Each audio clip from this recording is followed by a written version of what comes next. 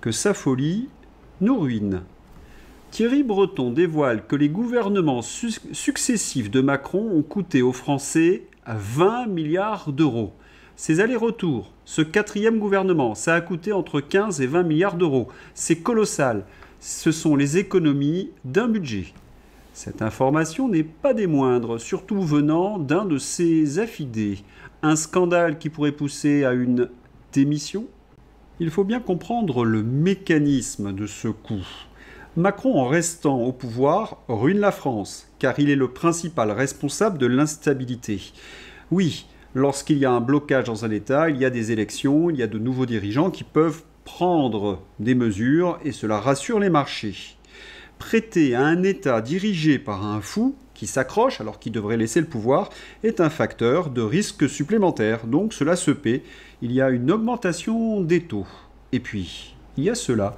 130 ministres différents en un mandat. Macron bat un record absolu. Et ce sont encore des centaines de millions d'euros qui ont été gaspillés pour payer les tocards macroniers, vous savez, ceux qui ont collaboré à la destruction de notre pays. CNews.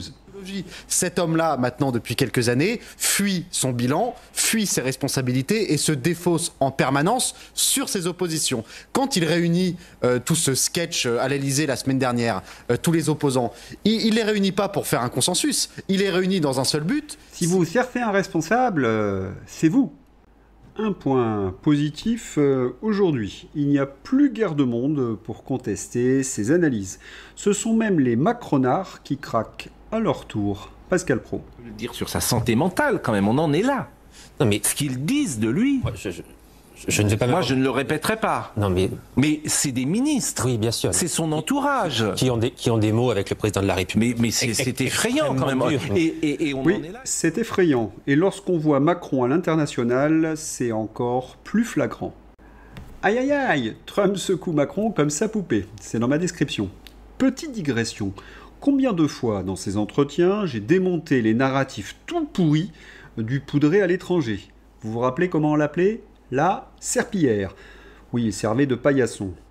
À tous les chefs d'État, Vladimir Poutine, le président chinois, Joe Biden qui lui a un jour tourné le dos, le pape, le président algérien, le président marocain, les présidents européens, les dirigeants africains, tous l'ont moqué, humilié et ridiculisé.